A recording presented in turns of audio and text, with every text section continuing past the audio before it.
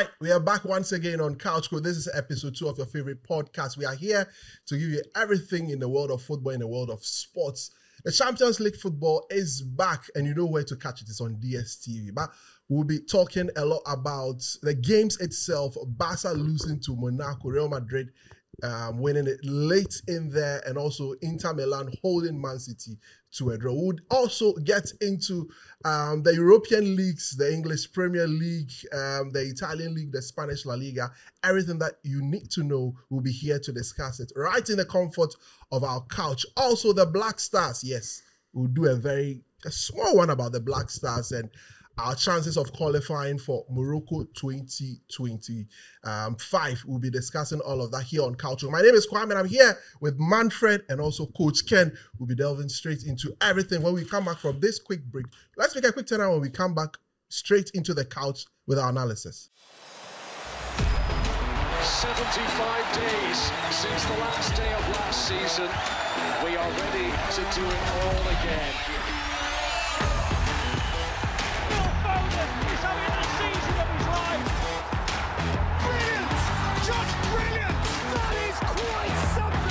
Watch all the Premier League, La Liga, and Serie A games on DStv Compact for only 300 cedis a month.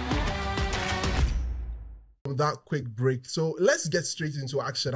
I'm here with Manfred and Coach Ken, and we'll be delving into the Champions League games. First, like I said, we've explained the format to you. If you've not seen the format or you don't have a better appreciation of the format, kindly check episode 1 of Couch Coach, where we broke down everything with regards to the Champions League. Now, all the teams are in one league format. So when you win your game, it's 3 points, 0 point, or 1 point for you. And we can see how the standings are currently at the moment. But guys, let's get into the discussion proper, and let's have an appreciation. Manfred, I'll start with you.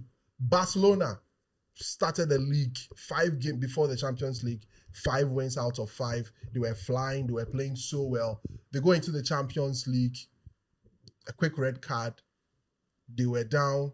Yamal makes the equalizer, and then they go ahead to lose the game. What do you make of that? But just to say that Yamal goal was very brilliant. Yeah, very brilliant. I think Barca got ahead of themselves thinking they were playing Monaco, right? So, they took it easy. They didn't take their chances. Then Monaco goes to be lethal, which I like about teams that are lethal. So I was very happy Barca lost. Nothing against Barca, but I like it when a team proves that they are lethal. They take their chances and they score. If it is 2 chances, score all the 2 chances. If it is 10 chances, take all your 10 chances.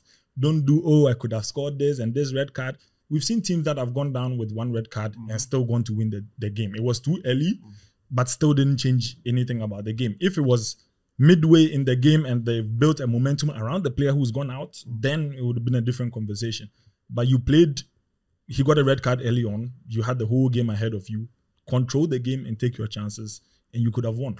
But now it's too late. Coach, you're a coach, so from your perspective, when teams go down very early on in the game, what do you think the approach should have been from the side of Hansi Flick so that he could at least manage the game to a point where they could have perhaps salvaged a draw or something? What do you think went wrong for Barca? Yeah, going to that game, as I saw in the game, Barcelona was on pressure to win that game because Madrid has won, a lot of teams has won. Yeah. And then Barcelona wanted to win, and then that incident happened. Yeah.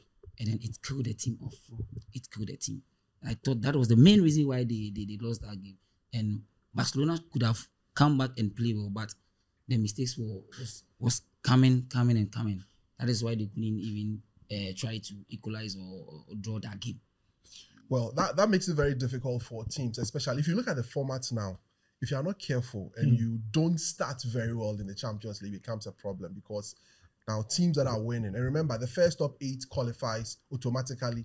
Then the team from the 9th to the 23rd will play a playoff, or there'll be some sort of a draw, so that they'll play against themselves. Then the next 8 will add up, and they'll play in the round of 16 and the quarterfinal, and then the semi-final and the final. So if you have a poor start, that's what is likely to affect you. So Barca would need to bounce back. And remember, when you play one team, you don't play them again.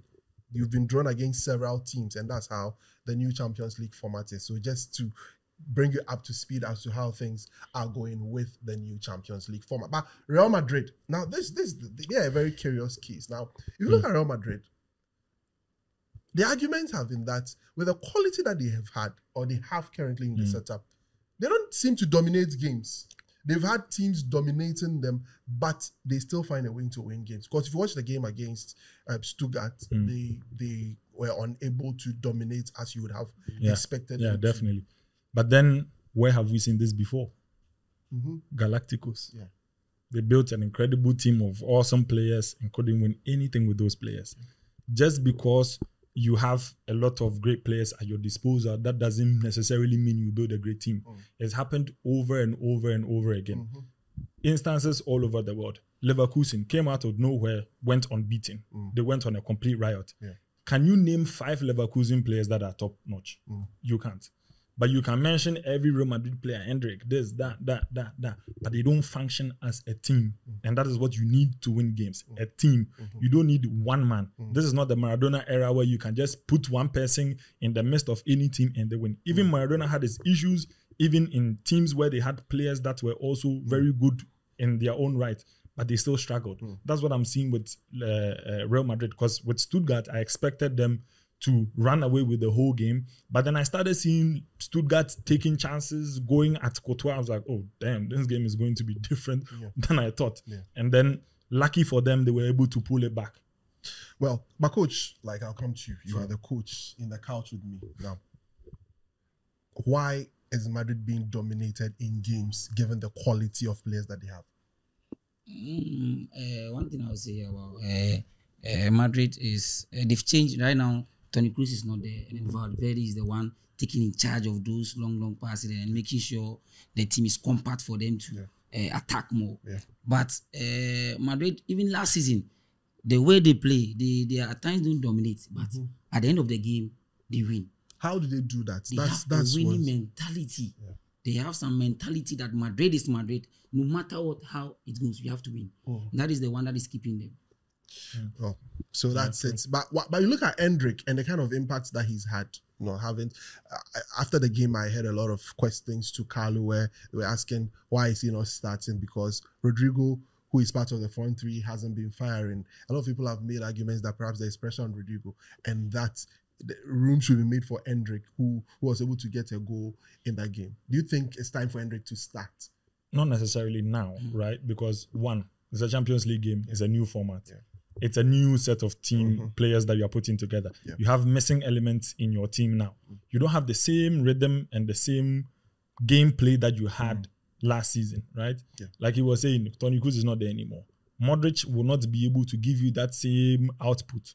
Valverde won't play your Toni Kroos football, right? You have Mbappe now playing up front. You have Vinicius. You are mixing too many ingredients at the same time for the first time. I won't gamble and bring Hendrik on until I know that he can do. Some players are awesome players coming from the bench. Correct. No disrespect to their talent. Some players are genuinely just good when they come from the bench, not when they start. Claudio Pizarro, an example. He will sit on the bench, relax. He comes in the game, he changes the game. But when you start with him in a game, you will struggle. I feel Hendrik hasn't gotten to the point where he has to start every game. It's not imperative he starts every game. He needs to work his way into the team. Rodrigo has earned his place. He plays good football. I don't see the whole hype about Rodrigo not doing much. We saw Vinicius when he came 2-3 seasons ago. Even Benzema didn't want him to get a pass. And now look at Vinicius now. So we should take our time and let things flow. It's a new format. We just need to take our time. But you know where to catch the action. It's on DStv. Remember to get your decoder. If you have the decoder and you've not recharged, you know exactly what to do. *759#. Just go through the process. And then, remember, DStv has got all the action for you, from the Europa League to the Champions League, to the English Premier League, to the Italian League. All of the action live on DStv. So remember to get your decoder and also enjoy the action. Let's talk about Arsenal. A very curious case. Now, I've seen their stats. typically you watch Arteta's team, and I mean over the last 2 seasons where they've challenged in the league and all of that, they seem to be a very good passing team, trying to dominate the opponent and all of that. But something has happened. I checked their passing stats, especially in the Premier League. Although we are talking about the Champions League, and it seemed to have dropped, and they are sitting a lot more deep, making people tag their brand of football haram ball, as we have come to know, where the players or the opponent sit deep and allow the opponent to attack them, and then they go on the counter. What do you think has led to Arsenal? Let me start with Coach Ken. Why do you think Arsenal are now playing the way they are playing? Okay, well, what I would say is, if you check last season, Arsenal will win the game and they will still concede. They will still concede a goal. And at times they find it very difficult in winning. They will struggle before they win. So I think the coach have developed certain tactics that they can defend so that they will not concede, so that they will struggle in equalizing or winning a game. That is why they are sitting back a lot, so that they can play and dominate the game. And then at times when they can score or attack, they attack. So I think the coach has developed something that they have to defend so that they can protect their post, because the more you concede, the more at times the pressure comes on you to win the game. So I think the coach is working on that. That is why they are playing like that. A quick one. Yeah. So what I'll say is, now we see the importance of having a midfield, right? The defender's job is to defend. Attacker's job is to attack. Correct. But then you have the midfield, which is playing the middleman between the front and the back. If you lack creativity, you resort to desperate measures like sitting back and hoping that, you will have a break there and you will counter. Defending is very exhaustive against everybody's belief that, it's easy to defend. It's very exhaustive because you don't have the ball. And when you don't have the ball, the motivation to put in the work rate is not there. So it's like you're chasing the ball, you're chasing shadows, it wears you out. But when you have the ball and you're pushing, you are motivated because you know you're doing something with the ball. So instead of sitting deep, get your defenders in check. Let them do their job. But you have midfielders that are transiting between the defense and attack. But you look at the quality of the Arsenal midfield, aside the fact that Martin Odegaard is injured, but there's Declan Rice, there's Thomas Partey, there's 2 people you've mentioned who have the tendency of sitting back. Exactly, Jorginho. But these are players that can make very good progressive passes and be able to allow the team control games. You need somebody who plays the ball forward. And you need somebody forward to play the ball too. I think Odegaard has something is missing. He has been missed. He's been very the attacking passes to get goals has been has dropped a little bit. So perhaps, that's what. See, they need a midfielder and a striker, because, like you were saying, if you sit deep, right, and you are playing a counter-attacking football, Mourinho has shown us on many occasions with Drogba. Pack the bus and leave a striker up front to be lethal, and have somebody who is eager to get the ball and move it to the front. But if everybody is coming back and you don't have, even Diego Costa was doing with Chelsea, he will sit just around the center circle. Everybody is defending and he's just lurking around. When the counter starts, he knows where to go and he puts pressure on the opposing team. So their defense doesn't think that, I need to also come all the way up front to put pressure on the team. Even if your striker is not good, find somebody who is physically imposing. He looks like, if you give him a yard, like Haaland, if you give him a yard, he will do something. Chicharito. He doesn't need to play the whole game to be seen in the game. He will just be standing in one small pocket. You give him a ball and he's a goal. I'm also thinking Arsenal, if you check their last 7 games, they've done very well, but they don't have a target man who's scoring. Everybody can just poacher. As compared last season to Man City, when Haaland was not there, now they have somebody. If somebody don't score, they know at the end of the game, Haaland will score. So I think the Arteta should try and see. So they're not addressing their centre forward issue. Probably has become a bit of an issue. Well, that's Arsenal, and they drew 0-0 at Atlanta. But you'd have to credit David Raya there for the way he managed to save that penalty to keep Arsenal in the game. 2 saves actually. I mean, he really kept them in the game, and that's it with Arsenal and the UEFA Champions League. But let's wrap it up with Man City. I felt we could do the Leverkusen one, but time went to better. But let's look at Man City against Inter. Very good game. Very, very good game. Where both teams had the opportunity to have, gone ahead to win the game. Inter had their moments. City had very good chances. What do you think really, really went on in that game? I think it's a game of, in football, no matter how good you are, you always have a bogey team or a bogey philosophy who will cancel out your brilliant ideas, right? There are plenty teams in the world that have bogey teams. No matter how good the team is excelling, they will have some random team from some bottom who will come and outplay whatever you are playing. Not necessarily doing better, but they are cancelling out what you are doing, right? Yeah. Inter, over the years, we've always known Inter to be very disruptive against composed, formative teams. They are playing, passing around. Inter will disrupt you, right? And they have the heart to go at it for 120 minutes. So they will make sure your passing game is not effective, and that starts to frustrate Pep Guardiola. Over the years, to frustrate Pep Guardiola, make sure his passing game is disrupted. He will start doing some fancy experimentation who will start costing him the game. Instead of being direct and going for the goal, he would want to outplay Inter just to show that he's the boss. But Inter doesn't care. They just want to make sure you don't win. If they get a draw, it's good for them. 1 point is better than 0. So they will keep at it and make sure they frustrate you. I think that's what happened with City and Inter. What makes Simeone Inzaghi very special as a coach, given the way he sets up his team? Because not many teams are able to set up in the way Inter does, lock Man City, make them create very little chances, and also be able to create chances yourself. What makes Simeone Inzaghi so special? If you check Inzaghi, he has been a very good coach by how he forms his team or how he arranges his team for any particular game. He saw Guardiola will be passing them more passing. So he has been blocking all the passing space, not allowing the passes to flow in their half. Do you understand? Blocking the passing space make the opponent team, the one who is passing more, find it very difficult because when they don't pass, they can't play.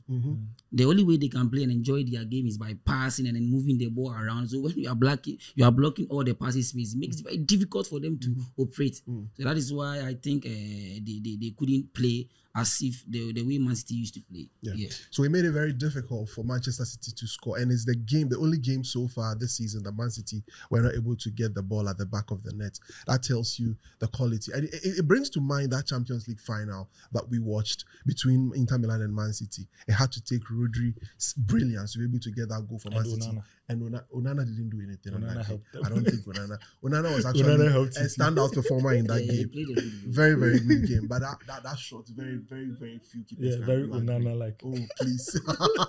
So that's Manfred being mischievous there. All right, so that's it. So remember, that's the Champions League. So let's quickly switch to the Premier League. And you know where to get the Premier League if you can't afford DStv. Just go get your GoTV. GoTV has all the Premier League games there. Just get your GoTV and you'll be okay. There's GoTV Super Plus. Everything is there. All the action on the Premier League is live on GoTV. So please remember to get to that. But let's get to the Premier League. The action has been on 5 games so far, or is it 6 games so far that we've played so far? Yesterday we witnessed that beautiful game between Arsenal and Manchester City. Now it's a bit congested at the top. Not too many standout teams stretching or making anyone believe that, okay, I'm the one going to win the league. But we know the 2 major contenders, or let's say 3 major contenders, City, Liverpool, and Arsenal. Normally, Arsenal and Man City, because they have been at each other's neck over the last 2 seasons. But let's look at City Arsenal yesterday. I don't know if you watched that game. Yeah. Arsenal felt they had snatched 26 shots in the second half. I was like, But then that's the disadvantage of sitting deep, right? Yeah. One, I always tell people, whenever you have a team that has a good defense, don't go through the defense. Target the goalkeeper, wear him out. That's what City did to Raya. Raya was saving, because like for an outfield player, running around, getting tackles as well wears you out. But for a keeper, diving left and right, hitting the ground, your body starts to feel it. So you don't have the same energy to be able to dive and stretch throughout the whole game. And I think that's what helped City in the last minute with the goal, because Raya couldn't do anything anymore. He had done everything there was to do. And the problem is, like, Inter played with City, right? They sat deep, but they still left pockets of people to be able to exploit their counter option. Who was going to counter for Arsenal? I don't see Kai Havertz They were a man being- down. They were a man down. Forget the man down, right? You are playing defense. If you do man marking, There was Gabi Martinelli on if the you do pitch man as well. marking, right? If you do man marking with a man down, there was still a City defender and a goalkeeper still in the post. So your one man down doesn't really count. Put somebody who is lethal up front, and that is not Kai Havertz. That's not Saka. Put somebody who is a striker who would physically make the defenders feel intimidated. Sometimes Haaland's game, people like, oh, Haaland didn't play good. I'm like, you don't know what he's doing behind the scenes. When he doesn't have the ball, he's frustrating the defenders. He's making their life unbearable. He's making them think double. Like, do I go for the tackle or leave him? Do I go for the space? And now that gives you a dilemma. I think the first goal from Haaland even says it all. Yeah, When the ball was played through, And he Gabriel didn't know whether he should See, shoulder check him or before he realized Classic, Haaland had taken off and Haaland is a physically imposing player. Yeah. Don't play your gimmicks of trying to do a shoulder tackle. It won't work. It's either you are sliding the guy or you are running ahead of him to stop him. Yeah. And he's like Jamie Vardy, touch ball, Sipo, go. He doesn't have time for the skirmishes Absolutely. of touching, and that's what costs Arsenal. Sometimes just gamble and shoot, and you see Saka and the likes just passing around laterally in front. How is the goal going to It comes from the equalizer as The well. ball, You see the Calafiori- ball has to go. Yeah, the way The ball Calafiori has shoot. to shoot from outside. Exactly, the and box. nobody expected it to happen because everybody thinks Arsenal is going to be passing. Shoot, just gamble, shoot. Let it be on target. If it doesn't score, there's an opportunity for a rebound. It can hit somebody, come back. You never know. Look at Real Madrid's game over the weekend. Yeah. The guy took a chance, took the shot, and it went through Courtois' legs. Whoever imagined that was the goal the guy was going to score? Nobody imagined. Right. Then you had a goal. Coach, why do coaches decide to sit deep when they go a man down? Lacking ideas. I'm not on the same page with my brother. Okay. Because I thought said that game, and a friend is saying Arsenal and command down like on beat me winning game. I say winning the boss. You see Arteta and his boss all the time when they are going to play the game, they say something very Tension, special. yeah. Everybody want to show what he wants to do. You understand? But I think say because of say red card nearby, and Arteta, like He became the yes, more because disorganized. Obi about fluid football, it's flowing, the ball is going up and down, but the red card not saying even though now he wanted to get his back for them to score, but because of the red card, saying in be great. Yeah, but that's when people like Mourinho are brilliant, right? Yeah. You remember when he had Sergio Ramos at Real Madrid? Ramos was getting red cards often. You know what he started doing? He started training with 9 against 11 every game. So when he's playing 11 against 11, actually he's playing 2 men up. He's playing like he has 2 extra men because he's been playing 9 against 11, 10 against 11 in training So for a long mentally, time. the So players mentally, are exactly. That's what I'm psyched saying. or stuff. Like because you don't expect to get a red card, it happens and you are freaked out. So you're like, oh, what do I do now? What do I do now? Stick to the format. But Keep in it that game, simple. in Arsenal was 1 man down, and then you can't play with Man City coming out again to come and look for goal. No, It's come very on. You difficult. don't need to come out fully, right? That is but why you they don't were have deep. to That is why they So, were deep. so according, Sitting in your box is dangerous. You think that with a man down, they were not good with the ball. Anytime they had Even the ball. off the ball was even a struggle because now, like you said, there's an empty space you need to compensate for, right? If you already plan for the possibility of a red card, right? There are formations that support multiple defenders. You can think about a 5-back formation and think. And that's exactly what Arteta did because he brought in Ben White and took out Saka. So you do that, but leave somebody in the front for the opportunity that if a counter attack happens, you can do something. But when you make the opponent think that, oh, how he is playing, he is going to pack the bus fully. City will bring everybody forward, and everybody in City can shoot. Walker will shoot. Everybody will shoot. So you do that, you give them opportunity to come at you. Let me get to coach. So how much of blow does it give us now in terms psychologically, given the way they conceded in the last minute? It was a big blow. It was a big blow. It really affected them a lot. It affected And it's going them. to affect them throughout the season because No. this is something that you are looking Nah, at. Teta is also a It's a master draw. of his It's a game draw. now. He's a master of Yes, his he's a game. master of his Anyway. game now. That 'Cause even Pep Guardiola is now afraid. Is that, No, but Yeah. because back in the day, even to draw against City for Arsenal was a gamble. It was, But it was a big deal. There's Now, this interesting thing. Now, Arteta has met Guardiola 10 times. He's only managed a draw twice and I think won once. 7 times he's lost that game. I mean, but we have where coaches that are have you? Because thinking that this is a coach you've worked with, you know his ideas, you know how he thinks, you know how. But that is even normal. Klopp was Pep's boogeyman for a long time, That's even it. from Germany, right? But he never, like, and it's they not like didn't he work never together. went with him. Yes. And he was his boogeyman. So for Arteta, and it's normal. Anyway, It's normal. So that's it with Arsenal and Man City. They are going neck or neck. Arsenal felt that they had snatched it. They felt that, okay, this was the time that we're going to win. But unfortunately, that last minute ball from John Stones really, really did damage to them. And I think it's going to have a psychological blow on the team. But let's look at Manchester United. One team that spent a lot with, Eric Ten Hag has come under very huge scrutiny, losing to Liverpool, but come back from the international break, winning. I mean, they have gone about 3 games without losing, and even conceding a goal.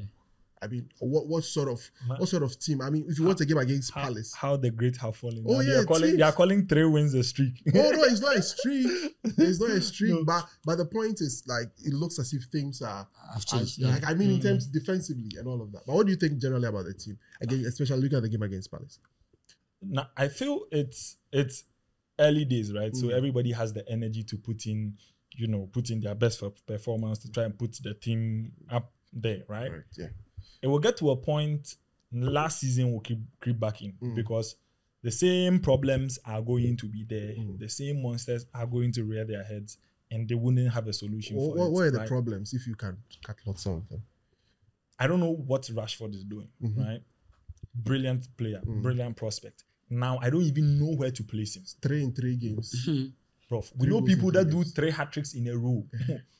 So 3 in 3 games. Haaland has done 3 hat-tricks in 2 games. You don't know what he's doing. No, confronting you. It's mediocre. Okay. The Rashford we expected or the Rashford we started seeing should be doing something more than we are seeing now, right? Correct. And it gives the illusion that, we can do it. We don't have the manpower, we don't have the personnel. But then it will creep back in. Look at another example. Sancho. Sancho was your trouble child. He goes to Chelsea and he's suddenly their savior. Does it mean Sancho changed overnight? No. So there's something wrong where he came from. Okay. I can give you so many examples. Paco Alcázar was in Barcelona, right? Barca bench striker, wasn't doing much. He goes to Dortmund. Dortmund plays for a striker. He starts scoring goals back front. That doesn't mean Paco Alcázar has transformed overnight. Yeah. The system he is working in is enabling him to grow. I feel Manchester United is brushing over a lot of things because of ego, right? There are a lot of people, your team, you have to let go. But because of ego and because of some precedents that have already happened, nobody wants to be the person to point out and say, oh, this player said it and I told you so it's happening. So it's like we are just patching up wounds, the duct tape will wear off. Mid-season, it will wear off. Coach, United. I feel United, if compared to last season and this season, United is really catching up and then they are trying their best. Like the senior man inside, like Eriksen, trying to give good attack. It was a game against Palace. What would you make of that game? That game was really tough. But as I was saying, Eriksen trying to give good attacking passes to the strikers for them. And then when you check the Manchester defensive line too, the coach has worked on them, and then now they are very compact not to concede. And the mistakes that they were doing last season, now the mistakes has reduced, and I think that is what is helping them. And I think this season they can be in the top 3 or top 4. Yeah, coach really believes that Man United can be in the top 3. That I can agree. That you can. One Bissaka caused the problem for the team yesterday, so I was like, okay, Man U has escaped one bullet. Maybe we'll see how many bullets they can judge on that. But there's one curious coach still on Palace. Glasner. Now, Glasner came in very good bounce, beating all teams, B United 4-0. I mean, was doing well. People felt that he was going to, do quite well in the league and all of that. But unfortunately, 5 games in, he's still yet to record a win. What's really happening? Was there a new manager bounce, or you think things are not still shaping up for Palace? When you come into a team, your next season is where you start to really feel the pressure, because now you have the benefit of the transfer market and you start to realize the kind of worms you have in your team, right?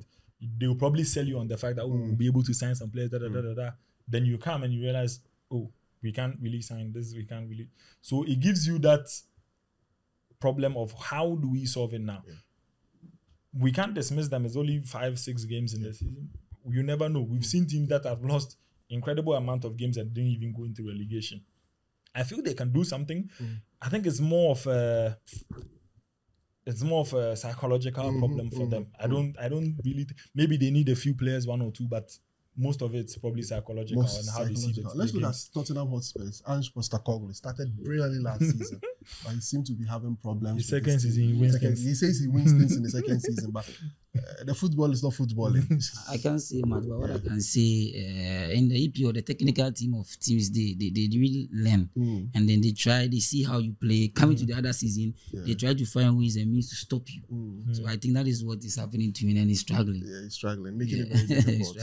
That's what coach thinks, and coach thinks that Ange's way of football has been figured out, and it's making it very difficult. But he's had the benefit of bringing in some very good players also into the team. Yeah. Dominic Solanke has come in. Fortunately, got a goal for him. I don't know how to feel about Solanke, to be honest. I don't know. Yeah. I don't know.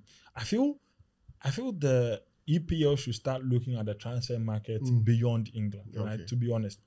Because they only think about, we need the English. But teams do, like Spurs, for instance, they got Mickey van der Ven from. Yeah, no, I'm saying, but when you look at the trend, right, it's only the foreign coaches that really do that, right? They try to look outside the box to bring in somebody that everybody has figured out, right? So Solanke has been playing with everybody for a long time, so it's not like he's going to transform overnight. Yeah. Son played in a different league. Experienced different things. He's come to England. He's going to always have that edge nobody can take, like KDB. He's played in England for a long time, but he has tricks up his sleeve. He learns from other leagues and other coaches. You cannot predict. That's what I feel Tottenham and some of the English teams need. They need to start looking at talent from other parts of the world to incorporate in certain roles. Some countries are very good at producing defenders. Some countries are good at producing workhorses. Some countries are very good at producing poaching strikers. They will stand in one spot. They can stand there the whole 90 minutes. If the ball passes there, two goals. That is your job as an attacker. I'll chip in something. If you check years back, if you check Tottenham team all the time, you find maybe they have maybe 2 or 3 players that they stand out. But now you can't see. Son is still standing out. Yes, he's there, but they need like 2 special players. Son has become Tottenham himself, so now we're looking for somebody else. I think if they can get Maddison is good, but it could be better. Well, we'll see what happens to Ange Postecoglou's Tottenham Hotspurs and what they bring to us. All right, so that's it with the English Premier League. I want us to come home and discuss something very, very important. The Black Stars of Ghana. A minute silent. They are trying to dash our passport dreams, our visa dreams. We want to go to Morocco. Dreams. We want to go to Morocco. And we have to start because Morocco is going to host 2030. Exactly. Hopefully. So we want to go to Morocco. We have to go and see Morocco and see where we'll sleep for the next one. Exactly. Our African Cup of Nations qualifier hasn't started correctly at all. The game against Angola, we blame the pitch at Babayara. I think the pitch played a role because I think in that game we played quite well to be able to win the game. But there was absolutely no excuse drawing with Niger in Morocco. Absolutely no excuse. Now, the dynamics is quite interesting. We would have to beat Sudan, coached by Coach Kwesi Appiah, who is part of the executive committee of the Ghana Football Association, the highest decision-making body of the Ghana football. As their coach. Now, we would have to beat them home and away. Wow. There is also the complexity of we having to play home away from home. As it stands, we don't know where we are going to play our next home game. Togo says no. Togo says no. They don't want us. They don't want us to come and destroy their pitch and all of that. But guys, interesting dynamics. Do you think Ghana can qualify for the Africa Cup of Nations? Do you think we've got what it takes? A lot of people have questioned the commitment of the players, the quality of football and all of that. What do you make of it? I think all comes down, right, to the commitment of the entire team. Right? Okay. The team that qualified for our first World Cup in 2006, I do not think that anybody from 2004, 2005 would have predicted we would have made it to that World Cup. Correct. We had players that, quote unquote, nobody really knew about, right? But they played like a team. You know, when Sule is standing with Essien, they are going to work like they play the same team, right? Another example, it happens with England a lot. They have too many players from too many teams forming one team. Now every team has their philosophy and strategy, and it starts causing you problems. Reason why I'm coming to that is every team that has won a major tournament, the core of the team, 4 or 5 players, come from one team. So it is one philosophy we are building on. Brazil used to come from Santos. Germany will come from Bayern Munich. Italy will come from Inter or AC. So you have one core of players who are usually the middle group who is webbing everybody together. But now you have players that are from all over the place. Some players we hear 2 weeks to the game. And you ask yourself, how are they going to gel, right? How do you know that Kudus likes his ball up, down, midway? How does he like his pass? But that definitely comes from team building, because it's not Ghana alone. Ghana is not the only team suffering from that. You look at... But then we have a unique problem. We have a logistical problem. Stadiums, we are complaining. Gear, training equipment. Do you think we have the same things that the foreigners have? Do you know countries buy football cannon? Do you know what a football cannon is? It is used to simulate shots from far off for control, first touch control. I don't think we have that. But you watch it. But then it all comes together. To make an argument, I've seen Ghana's training sessions. You know catapult? Catapult is that...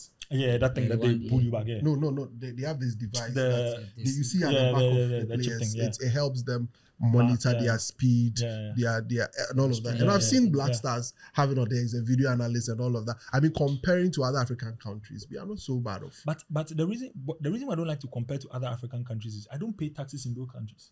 I don't vote in those countries. My concern is with the teams where my taxpayers' money go to. Okay. Teams where we can fly money on a jet to go and pay before they are satisfied to play a game. Those are the people I'm criticizing. I can't go and criticize another country as if I pay. I'm not entitled to it. I can just share my opinion that, if they do this way. But we are talking about a country where our taxes pay their money. So what's the problem? The problem is dedication is lacking. They don't look like a team. See, 2006, you see the players standing there. You probably think they are from one household coming to play. But now you see the team, it's like they feel the player and he doesn't know how to work with the other player because they've never worked before, and it's like a new call-up. Me, I always say this, Black Star, they should dissolve it and start with a core of local players they've handpicked and groomed over time. I disagree. Then start building everybody else. See, because you people have started getting foreign players in other leagues, you people want to show them off. I disagree. When you people were struggling to qualify in 2006, thereabout. But it wasn't local players that qualified us to the World Cup. It wasn't. It was just a few of them. Yeah, but those the quality of players at that time were players that were playing in foreign leagues. Napia was in Juventus. But do we have the Muntari same? was playing. Do we have the same foreign players? The same quality. Look at the quality. We have Partey at Arsenal, Kudus at West Ham. Just because they are players, I'm not saying. No, these are players that are playing very well for their national team and their clubs. Hold on. You are mentioning players by the team names, right? And playing well. Semenyo. Playing well. How do you play Semenyo as a striker? For me, I think we've lost one identity. At first, when they call players for Black Stars, you see them mixed with the local players. And because our football in Ghana is not going well, it's very bad. That is what is. Yes, because first you see these professional players playing through these ranks, Liberty, those teams before they go out there. You understand? And then they even know themselves, then they come back. But now, we don't work on those players. They get foreign contracts. They go. We could just go and bring them here to come and play, and it's affecting us a lot. If we can, or the GFA or the government can take good care of these players playing in Ghana, and then make sure they play in good pitches, give them what they need, pay them very well. Even the balls. I think it's going to help us a lot for us to get quality players to match those coming from. All right. You see the point he made. Like he said, I want us to switch to the Sudan game and what you think we can do quickly. Do you think we still have the chance to qualify? We have to go and beg God. We can qualify. We also know how Kwesi Appiah plays.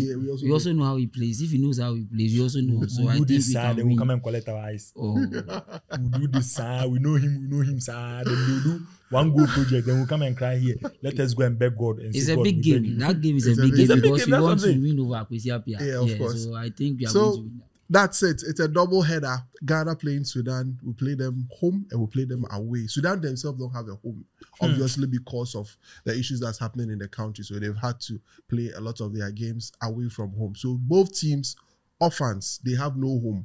So they are having to play both games away from home. So for Ghana, CAF, we hear that the GFE and the ministry are trying their very best to see It won't work if if it you would find It's very work sad. and all It's very of that. sad. It's a very Very sad sad. situation. It's I not mean, sad though. It's See, a very sad sad situation. it's pathetic. If you say it is sad, it's like it's like a sudden thing. So that you has want to add It has- one? We it call has ourselves a happened over football time. nation, and then See, we can't let provide me tell you why I think it's pathetic, right? I was in Denmark, right? Denmark will not tell you they're a football nation, right? They have a place called Filling Park.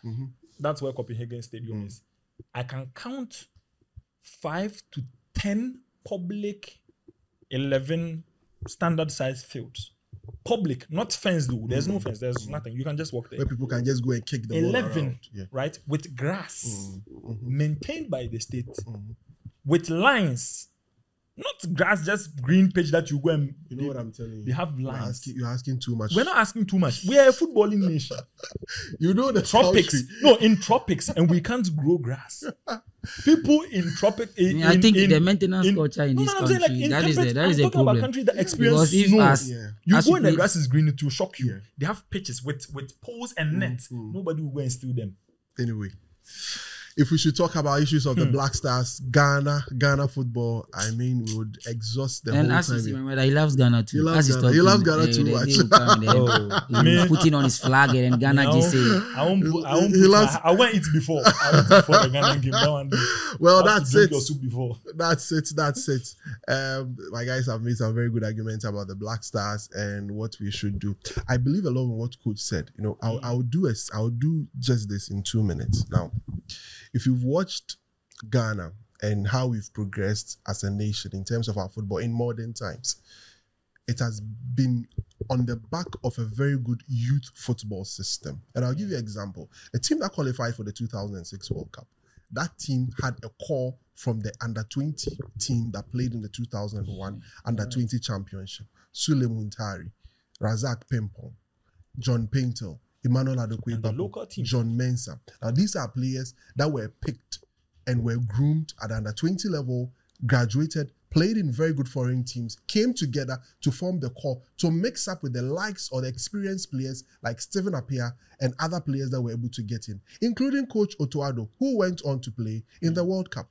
Now, you look at the 2010 World Cup that we played, it was built on that Andre Dede Ayew colleague or the teams that they play, the players that played in that under 17 graduating 20. to under 20 team that won the World Cup. Since then, our under 20 teams have struggled to even qualify for the World 17. Cup. Our under 17s don't qualify for the AFCON, let alone qualify for the World Cup. And now a lot has changed. The local leagues. Now we've gotten a coach who is Ghanaian, who understands how Ghana is, who understands our football, and now we are doing a whole lot of things to get the team to play in a certain way. We've lost or completed after the day Ayew being sidelined. It looks as if that era has gone. We are in a new era, and we are getting players playing in top leagues, but we are able to get them to play as a team. And that is where we are right now. This is the story of the Black Stars. We hope things change. And that's how we end today's edition of Couch Coach. I was here with my man, Manfred, and also with Coach. Thank you very much for joining. Please remember to subscribe, like, and share. Leave a comment in the comment section as well. It's very, very important for us. Remember, get your DStv and GoTV. That's where you get to enjoy all the action. My name is Kwame. We are out. See you on the next one. Bye-bye.